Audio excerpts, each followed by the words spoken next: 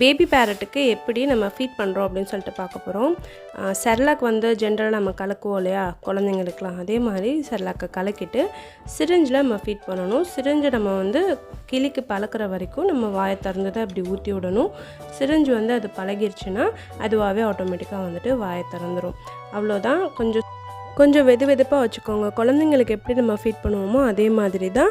ரொம்பவும் ஆறி போயிட்டாலும் வந்துட்டு அது சாப்பிடாது. ரொம்ப சூடாக இருந்தால் அதோட வாய் சுட்டுரும்.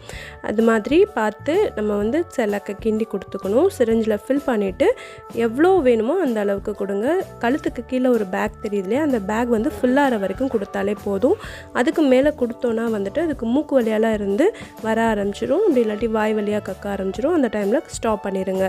அவ்வளோதான். இது கண்டிப்பாக உங்களுக்கு யூஸ்ஃபுல்லாக இருக்கும் அப்படின்னு நம்புகிறேன். தேங்க்ஸ் ஃபார் வாட்சிங். தேங்க்யூ.